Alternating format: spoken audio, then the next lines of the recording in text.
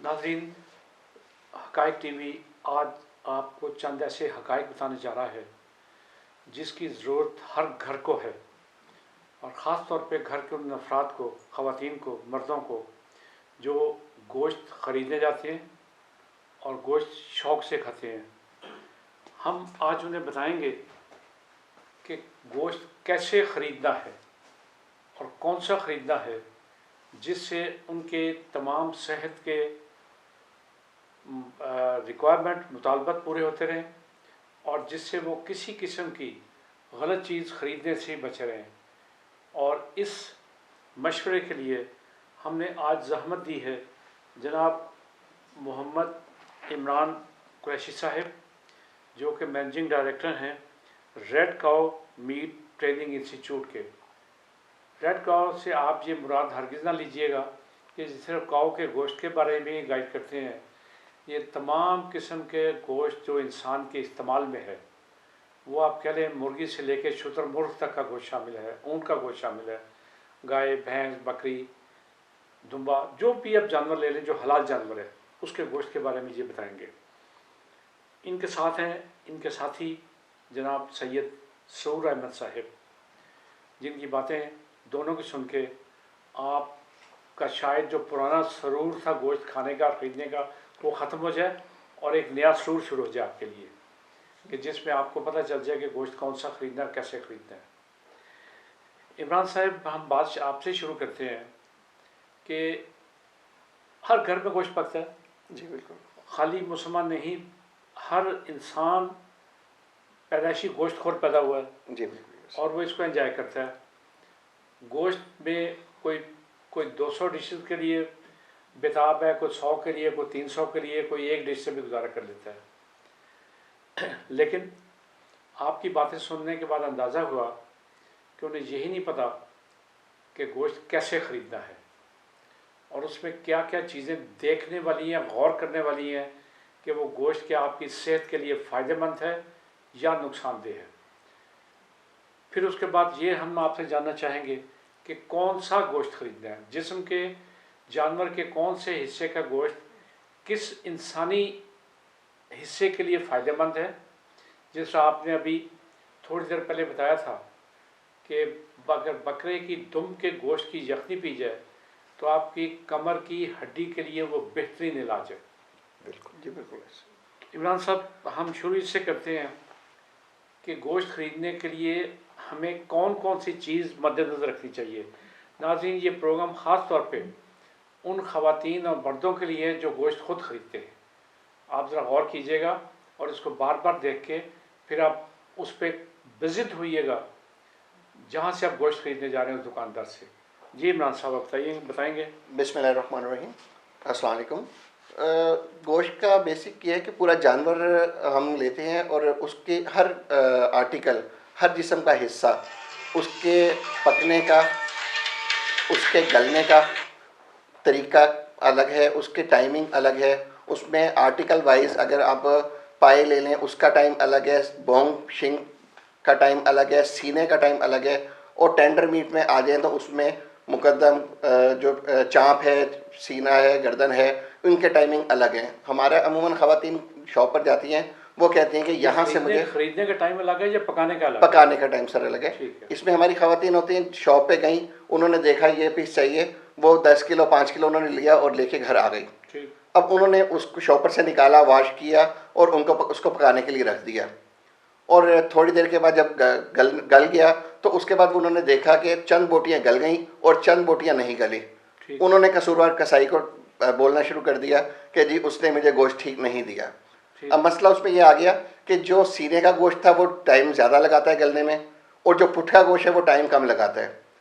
Basically जब जानवर नीचे बैठते हैं तो सीने के दबाव से बैठते हैं, वहाँ पर ब्लड की सर्कुलेशन नहीं होती, तो वो हिस्सा जो सा है वो सख्त हो जाता है, हार्ड हो जाता है। और रान का जो निचला हिस्सा है जिसमें बैठक और टेक्निकल जुबान में कहते हैं, वो पिंक कलर में होता है। अमूमन ख़वातीन कहती हैं हमें पिंक गोश्त चाहिए, वो सबसे हार्ड मीट होता है। जो नरम, वो हार्ड है, जो पिंक है, वो हार्ड मीट है। और जो रेड मीट में आ जाता है वो इंटरनल साइड पर है, वो नरम पीस है, वो जल्दी गलेगा, वो जल्दी गलेगा, जल्दी गलेगा जी। वो जो रेड मीट है वो जल्दी गलेगा क्योंकि वो टेंडर मीट है। ठीक ठीक ठीक।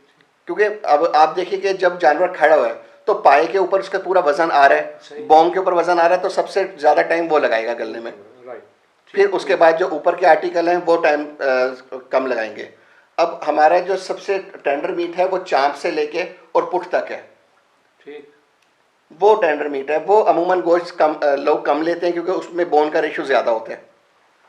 ठीक हो गया। तो वो ख़वातीन का मसला ये है कि वो बकरा लिया हमने, वो पूरे का पूरा कटिंग करवा लिया और उसको ला के रख दिया हमने फ्रीज़र में, और फिर उसके आर्टिकल अलग अलग नहीं करवाए। हमारी कोशिश ये होनी चाहिए कि हम जाएँ, अगर हमने 10 किलो का बकरा लेना है या हाफ बकरा लेना है तो उसके आर्टिकल वाइज हम उसको अलग अलग पैक करवाएं कि सीना, चाँप, गर्दन, पुट, ये अलग अलग पैकिंग होनी चाहिए क्योंकि हर एक को गलने की नेचर अलग है और उसकी कुकिंग भी अलग है। कि सीने का गोश्त अमूमन हम लोग बिरयानी में यूज़ करते हैं, उसमें चिकनाई का थोड़ा रेशियो होता है, इसलिए उसमें बिरयानी पकना टेस्टी होती है। और कुछ ख़वातीन उसमें पालक गोश्त बनाती हैं तो वो सीने के गोश्त को हम लेना पसंद करते हैं। और अमूमन हमारे जो बुजुर्ग जो चीज़ को समझते हैं वो पुट का गोश्त लाइक करते हैं क्योंकि वो एक तो टेंडर मीट होता है और वो सॉफ्ट होता है, तो वो ले लेते हैं। और उसकी यखनी भी पी जाती है गर्दन से लेकर और पुट तक की। और टेल का अभी आपसे भी पहले जिक्र हुआ कि हमारे लिए मुफीद है कि गर्दन का और टेल का यखनी पियेंगे तो उन ख़वातीन के लिए जो बीमारी की स्टेज से उठी हैं या उनके जो उनसे ऑपरेशन हुआ है उसमें वो बहुत मुफीद आती है। ये बच्चे की पैदाइश के फ़ौरन बाद भी, बच्चे की पैदाइश के फ़ौरन बाद या ऑपरेशन के फ़ौरन बाद, क्योंकि इसके अंदर चिकनाई नहीं होती। राइट। अमूमन डॉक्टर उसमें कहते हैं कि चिकना नहीं खाना चाहिए, तो इसकी यखनी और सूप बना के पीना सबसे ज़्यादा फ़ायदेमंद होता है। एक आगे चलते हैं, लेकिन उससे एक सवाल है, आजकल सर्दियों का मौसम है जी जी, और अक्सर लोग नज़ला ज़ुकाम में मुब्तला हैं, उनके लिए कौन से गोश्त की यखनी या कौन सी चीज़ बेहतर है? सर वही गर्दन की और टेल की यखनी सबसे मशहूर है। और सीने की जो रेशा और जकड़न महसूस होती है, हमें खांसी, जो खुश्क खांसी आ रही होती है, उसके लिए वो बहुत फ़ायदेमंद होती है कि हम उसको ही जो सा लेके और इस्तेमाल करें। अभी हमारे पाकिस्तान में कुछ कम है, लेकिन ऑस्ट्रिच का जो है उसकी टेल और उसकी जो गर्दन है उसकी यखनी बहुत फ़ायदेमंद है। जो लोग समझते हैं वो तो जानते ही हैं, लेकिन ऑस्ट्रिच से मुराद शुतुरमुर्ग। जी, शुतुरमुर्ग है। और अभी तक हमारे पाकिस्तान में 80% लोगों को यही नहीं पता कि शुतुरमुर्ग का गोश्त हलाल है कि हराम है, और वो हलाल है और एक्सपोर्ट भी हो रहा है और पाकिस्तान में भी खाया जा रहा है। लेकिन अभी उसकी फार्मिंग हमारे स्टार्ट हुई है, इंशाल्लाह आगे चलकर वो भी हमारे पास इसी तरीके से मिलना शुरू होगा जिस तरीके से मिला रहा है, और उससे बहुत बेहतर है ये। और हमें क्या क्या चीज़ें नोट करनी हैं कि ये फ़लाँ गोश्त हम ना ख़रीदें और फ़लाँ प्रायोरिटी बेस पे ख़रीदें? देखिए, पूरे जानवर का गोश्त तो खाने में बेहतरीन है और मुफीद है, लेकिन आजकल जो जिस तरीके से बीमारियां हैं उसमें फ़ैट का रेशो कम हमें करना चाहिए, जिसकी वजह से चिकनाई हमारी फिजिकल इन्वॉल्वमेंट बहुत कम हो गई है कि हमारी वर्किंग ऐसी है कि सारा टाइम हम बैठ के गुजारना पड़ता है हमें, तो हमें कम चिकनाई के गोश्त में ही जाना चाहिए क्योंकि हम सिर्फ बैठने का काम कर रहे हैं और हमारी कोई वॉकिंग नहीं है, हम किसी किस्म का चलने का काम नहीं कर रहे या हार्ड वर्किंग नहीं कर रहे, जिसकी वजह आप देखें कि जो इधर पेशावर साइड पर है वहाँ पर जब आप चपली कबाब और बाकी चीज़ें या बारबेक्यू खाते हैं तो उसमें चक्की का गोश्त, फैट और ऊँट के कोहान की फ़ैट को यूज़ किया जाता है। वो इसीलिए यूज़ किया जाता है कि वो जो से मेल्ट हो जाती है, और उसको हम जो से जब हम वहाँ पर जितने भी लोग हैं वो वॉकिंग करना शुरू हो जाते हैं और काम उनका हार्ड वर्क है, वो इसलिए उसको खाने में और आगे लेके जाने में बेहतर फ़ायदेमंद महसूस करते हैं। लेकिन पंजाब साइड पर कोई ऐसी हार्ड वर्किंग हमारे पर मौजूद नहीं है जिसकी वजह से हम इसको खाकर और इसको आसानी हज़म कर सकें। सबसे ज़ूद हज़म और जो ताकतवर गोश्त है वो जिस्म के कौन से हिस्से का जानवर के? सर इसमें दो चीज़ें हैं। एक तो खाने में जो सबसे वो है पुट का गोश्त है और गर्दन का गोश्त है, और जो सबसे टेंडर मीट है वो अंडरकट है बत्ती का गोश्त, जो सबसे नरम और सबसे कम जल्दी गलने वाला गोश्त है। ये बीफ में ज़्यादा क्वांटिटी में पाया जाता है, और वो भी क्वांटिटी इतनी होती है कि 1.5% पूरे जानवर में आता है कि 100 kg का अगर जानवर है तो उसमें सिर्फ 1.5 किलो निकलेगा, 1.5%। ठीक ठीक। वो कौन सा गोश्त है जिसे आप बत्ती का गोश्त कह रहे हैं? सर ये एक टेक्निकल चीज़ है, और ये बूचर जो एक अरसे दराज से काम करते आ रहे हैं और उनका ख़ानदानी काम है, उन्हीं को इस आर्टिकल के बारे में ज़्यादा पता होता है। ये किडनी और पुट की इंटरनल साइड पर मौजूद होता है। हमारे जैसा या हमारे नाज़रीन जैसा सादा आदमी हो, जिसे सिर्फ ये पता है कि ये गोश्त है, वो कैसे जज करेगा कि ये फलां चीज़ है?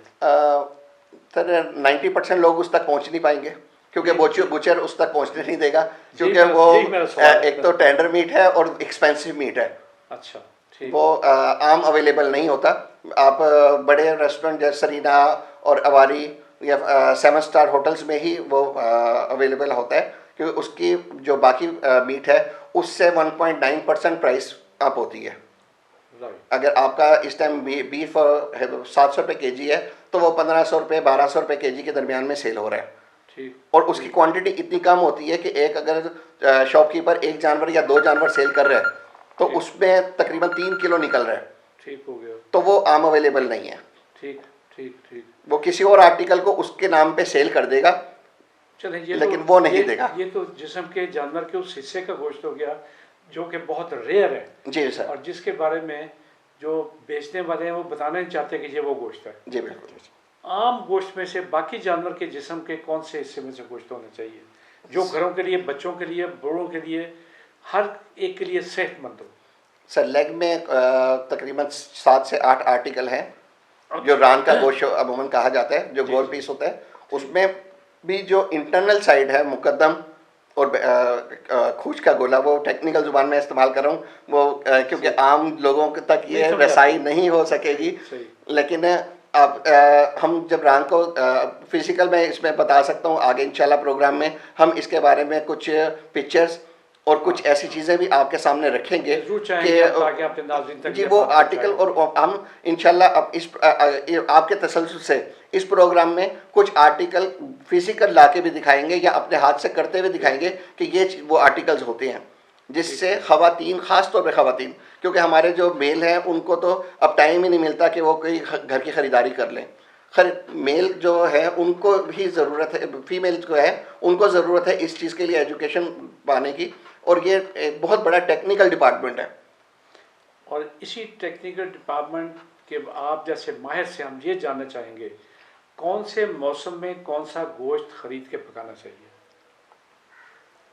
मसलन गर्मियों का कौन सा गोश्त है बेहतर जो है इंसान के लिए, सर्दियों का कौन सा है, बरसात में कौन सा गोश्त होगा? इस सब मुख्तलिफ मौसमों के लिहाज से 4 मौसम तो है ना पाकिस्तान में। ये हर मौसम के अंदर सर ये गोश्त जो है छोटा बड़ा ये तो खाया जाता है और बेहतर, लेकिन बगैर जाने खाया जाता है कि कौन सा खाना है। जी जी। तो इसमें जैसे भी इमरान साहब ने आर्टिकल्स का नाम लिया है, मुख्तलिफ आर्टिकल्स का। जी जी। देखें हमारे यहाँ अमूमन कॉन्सेप्ट ये है कि भुना हुआ गोश्त नहीं खाया जाता। हाँ। हम अफोर्ड नहीं कर सकते। ठीक। तो हमारे यहाँ ये होता है कि 1 किलो आधा किलो गोश्त आया और उसमें सीजनल वेजिटेबल्स जिस तरह आलू, टिंडे, शलगम, पालक, ये चीज़ें डल जाती हैं, या वो शोरबे वाला जो है वो सालन बना लिया जाता है। यहाँ एक और सवाल आ गया जी जी कि डॉक्टर ये प्रेफर करते हैं कि आप गोश्त को शोरबा बना के शोरबा खाएं। जी बिल्कुल सर, उसमें जेलोटिन हो जाती है, जो हड्डी से जो जेलोटिन, हलाल जेलोटिन जो है वो बड़ा इफेक्ट होता है, वो फौरी एनर्जी देती है। जैसे कि शोरबे की रोटी के अंदर जो है वो रोटी चूर के खाई जाए, तो वो फौरी तौर के ऊपर अगर किसी को नकाहत हुई हुई या कमज़ोरी है तो वो उसके लिए बेहतरीन है कि वो जो हमारे नबी सल्लल्लाहु अलैहि वसल्लम ने जो तरीक़ाकार बताया हुआ है, हम उस तरीक़ाकार से जो है वो इसको खाएं, तो इंशाअल्लाह ताला वो फौरी तौर के ऊपर जो है वो इफ़ेक्टिव भी रहेगा। और जहाँ तक आपने बात सीजनल की है, सिर्फ 2 माह हमारे गोश्त के काम के अंदर जो है ना वो थोड़े से सख्त होते हैं, जिसे अमूमन सावन भादों का महीना कहा जाता है, जिसमें बैक्टीरिया की नेचुरली अफजाइश बड़ी तेज़ी से हो रही होती है। और हमारे यहाँ असल में गुड मैन्युफैक्चरिंग सिस्टम नहीं है, एक अच्छा प्रोडक्शन का सिस्टम नहीं है, इस वजह से जो है वो हमें एहतियात की ज़रूरत होती है। बस उन दिनों के अंदर गोश्त कोई भी लें हमेशा ताज़ा लें, हलाल लें। और मैं आपके तवस्सुल से दोबारा ये मैसेज देना चाहूँगा तमाम फीमेल्स को और मेल्स को जो चिकन परचेज़ कर रहे हैं, कि जब वो चिकन परचेज़ करने जाएं तो अपने सामने उस चिकन को ज़िबा, उस चिक को ज़िबा करवाएं, उस पर छुरी फिरवाएं और फिर अपने सामने जो है वो गोश्त बनवा के अच्छी तरह साफ़ करके और उसको पका के 2-4 दिन यूज़ करने के बाद आप उसके असरात भी देख लेंगे। अच्छा, अब यहाँ भी एक और सवाल है। जी जी। चिकन वालों ने अपने साथ एक बड़ा सा ड्रम रखा होता है। जी जी। वो जानवर को छुरी फेरते हैं और उसमें फेंक देते हैं जी, बगैर तकबीर पड़े। मैं साथ ये भी कहूँगा, जी बिल्कुल। वो सिर्फ एक लफ्ज़ बोलते हैं, वो भी अगर बोल दें तो, जी जी, अगर वो बोल दें तो जी बिस्मिल्लाह, जी जी, कोई अल्लाह अकबर नहीं, कोई मतलब कोई इसके अलावा कोई नहीं। जी जी, या अल्लाह अकबर बोल देते हैं या बिस्मिल्लाह बोल देते हैं। जी जी, एक लफ्ज़ बोलते हैं। जी जी, और ड्रम में जी जी, जो शुनीद है, मैं फिर कह रहा हूँ, जी जी, वो ये कि पहले से जिसे मुर्दा जानवर या ठंडा गोश्त कहते हैं, जी जी, ये आपको मैं बता दूं, ये 7% मंटो वाला ठंडा गोश्त नहीं है। जी जी, जी जी, ये वो गोश्त है जो मुर्दा मुर्गी का है, जी जी, जो फार्म में मर जाती है और जिसको ये आके ठंडा गोश्त कह के उन दुकानदारों के हाथों बेचते हैं। जी जी, वो सुना है कि वो मुर्गी जो ज़िबा की है वो वहीं फेंक देते हैं और दूसरा मुर्दा गोश्त वाली मुर्गी निकाल देते हैं। जी बिल्कुल, जी जी बिल्कुल। ऐसी इसका कैसे है? इसका सद्देबाब ये है कि एक तो कोशिश करें कि आप अपने जो जहाँ आप रहते हैं, जो उसके नज़दीक तरीन मार्केट है, जो जिससे आपका आना जाना है जिस मार्केट में, उस मार्केट से जो है वो गोश्त को आप परचेज़ करें, क्योंकि वो आपको जानता है, आप उससे थोड़ा सा तारुफ है। और दूसरा, इसके अंदर कोई वो मज़ायका नहीं है कि अगर आप आगे बढ़ के बेशक नाक पे हाथ रख लें और उसके उस ड्रम को देख लें कि उसके अंदर कोई चीज़ तो नहीं है। और अगर जो है, क्योंकि ये हमारी फ्यूचर का, हमारे बच्चों का मसला है। यहाँ आपने बड़ी खूबसूरत बात कही और उससे मुझे एक और बात याद आ गई। जी जी, कि वो ड्रम इतने गंदे होते हैं कि उसमें हर किस्म का बैक्टीरिया जी जी, पल सकता है, बढ़ सकता है और पता नहीं कब कब के पड़े होते हैं। जी इस सिस्टम को बेहतर करने के लिए चंद साल पहले जो है वो इसके स्टेनलेस स्टील के जो है ना, वो उन्होंने छोटे छोटे ड्रम्स का एक ब्रैकेट बना के दुकानों को अलाउ किया था और सख्ती की थी गवर्नमेंट ने उस वक्त कि आपने ज़िबा करके, वो असल में एक कीफ नुमा एक ड्रम था जिसके अंदर एक वक्त में सिर्फ एक मुर्गी जाती थी। तो वो 8-10 मुर्गियों का वो उन्होंने वो बनाया होता था जाल सा, जिसके अंदर वो ज़िबा करके वो फेंके जाते थे। तो ये सिस्टम, इसके ऊपर दोबारा हम गवर्नमेंट से आपके तवस्सुल से रिक्वेस्ट करेंगे कि ये गवर्नमेंट इसकी तरफ तवज्जो दे, क्योंकि इसके अंदर गवर्नमेंट के जो हमारे इक़्तिदार पे बैठे लोग हैं, उनके अपने ख़ानदान के अफराद ने भी यहाँ से ही खाना है, यही उनके घर में जाना है। अच्छा, यहाँ एक और चीज़ है, मुझे ये बताइएगा कि फ्रोज़न बिकता है बाज़ दफ़ा, ये भी अंदाज़ा नहीं हो पाता कि ये फ्रीज़ कब किया गया है, कल किया गया या 2 महीने पहले किया गया। जी जी, अब तो गवर्नमेंट ने कोई पाबंदी लगाई है जी जी, कि उस पर उन्होंने जिस पैक में है उस पर ज़िबा करने की डेट और एक्सपायरी डेट लिखी जी है। जी जी जी, लेकिन जी लेकिन जी जी, सूर साहब, जी जी, बदकिस्मती की इंतहा जी जी, और बेशर्मी, बेगैरती, बेहजाई जी और डिटाई की इंतहा जी, कि वो पैक भी जाली हैं, वो बदल दिए जाते हैं दूसरे तीसरे दिन। और बाद जो 2 महीने से गोश्त पड़ा हुआ उसमें पैक आ जाता है कि आज ज़िबा हुआ और ये 3 दिन बाद एक्सपायर होगा। उसका कोई हल, कोई तरीका देखने का, कोई तरीका जज करने का? जी, अभी जैसे इमरान साहब ने भी आप लोगों को बताया कि अगला प्रोग्राम जो है हमारा, वो बटालवी साहब के साथ फिज़िकल होगा, जिसमें हम आपको गोश्त को जो नियर एक्सपायरी है, जो करीब है कि वो एक्सपायर होने वाला है, उसकी पहचान हम फिज़िकल कैमरे के सामने अपने सामईन को दिखाएंगे।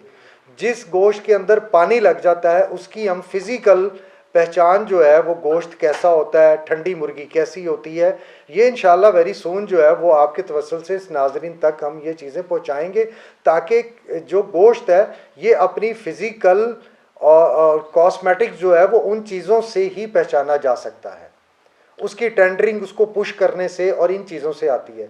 तो वो इंशाल्लाह आपके तवस्सुल से हम उसको इन डिटेल जो है वो वीडियो जो है वो आपके ज़रिए अपने सामाइन तक पहुंचाएंगे, ताकि लोगों का ज़्यादा से ज़्यादा फ़ायदा हो जाए। और वैसे भी रिक्वेस्ट ये है कि कोशिश करें कि चिकन जो है वो फ्रोज़न की तरफ ना जाएँ तो बेहतर है, जबकि आपको फ्रेश जो है वो अवेलेबल है। आप उस जो चीज़ आपको ताज़ा अवेलेबल है, खुदा के लिए उस चीज़ की तरफ जाएँ। बनिस्बत ठीक है, फ्रोज़न इंडस्ट्री भी हमारी इंडस्ट्री है, वो डेवलप हो रही है अभी, लेकिन ये है कि जो चीज़ आपको अवेलेबल है फ्रेश के अंदर उसकी तरफ जाएं, ज़्यादा बेहतर ये है। इमरान कैश साहब, हमने आपकी बातें भी सुनी और सूर साहब की भी, लेकिन ये तमाम मौज़ूआत अभी तक तशना हैं। हम आपसे एक सीरीज़ में ये चाहेंगे, क्योंकि इससे ताल्लुक़ इंसान का है, ह्यूमन हेल्थ का है, और लातादाद बीमारियों का, लातादाद किस्म के जो इससे मसाइल पैदा हो रहे हैं, हो सकते हैं, उनका ताल्लुक़ है। हम आपसे ये भी रिक्वेस्ट करेंगे कि आप हमें गाइड करते रहें, लोगों को गाइड करते रहें हमारे चैनल के ज़रिए। अब चूँकि टाइम ख़त्म हो रहा है, हम चाहेंगे कि आप इसको, इन सारी दोनों की डिस्कशन से 1-2 मिनट में जो इसका खुलासा है कि गोश्त कौन सा, कैसा, कब खरीदें। सर, एक तो हमारा रेडको मीट टेक्निकल ट्रेनिंग इंस्टीट्यूट है, वो हम कोर्स भी इसमें करवा रहे हैं ख़वातीन के ख़ास तौर पर। ये लाहौर से बाहर है? ये लाहौर में भी है, लाहौर से बाहर भी है, हमारी सर्विसेज हर शहर में मौजूद है। और इसमें अवेयरनेस प्रोग्राम भी है ख़वातीन के लिए कि गोश्त की हैंडलिंग और गोश्त की पहचान, जिंदा जानवर की गोश्त की पहचान, मुर्दा जानवर की गोश्त की पहचान और पानी वाले गोश्त के जानवर की पहचान क्या होती है। तो मैं चाहूँगा कि आजकल की जो ख़वातीन हैं, जो आगे बढ़ना भी चाहती हैं और इसमें कुछ हासिल करना चाहती हैं, वो इससे फ़ायदा ज़रूर हासिल करें, क्योंकि ये सिर्फ़ और सिर्फ उन लोगों के लिए नहीं है जो ये काम करना चाहते हैं, ये उन लोगों के लिए भी, उन ख़वातीन के लिए भी है जो अपने घर के अफराद को इस बीमार मुर्दा गोश्त से जान छुड़वाना चाहती हैं। ये उन ख़वातीन के लिए भी बहुत ज़रूरी है। मैं ये नहीं कहता कि ये सिर्फ बिज़नेस के लिए आप काम को सीखें, आप इसको अपनी सेहत के लिए भी सीखें कि आप ख़ुद क्या चीज़ खा रहे हैं, आप अपने ख़ानदान को क्या चीज़ खिला रहे हैं, हलाल गोश्त खिला रहे हैं, हराम गोश्त खिला रहे हैं, या एक बीमार गोश्त खिला रहे हैं। ये ज़रूरी कि हलाल और हराम ही है सिर्फ, इसमें बीमार गोश्त भी है। बहुत शुक्रिया इमरान साहब। हम आपसे रिक्वेस्ट करेंगे कि अपने अगले प्रोग्राम में जो आपने अभी बताया कि गोश्त की पहचान, जी, हलाल, हराम, बेहतर, फ़ायदेमंद, नुकसानदेह, आप अपने अगले प्रोग्राम में उसकी पहचान बताइएगा इंशाअल्लाह। आज के लिए अल्लाह हाफिज़। हम नाज़रीन, आप हमारे अगले प्रोग्राम का इंतज़ार कीजिएगा। अल्लाह हाफिज़।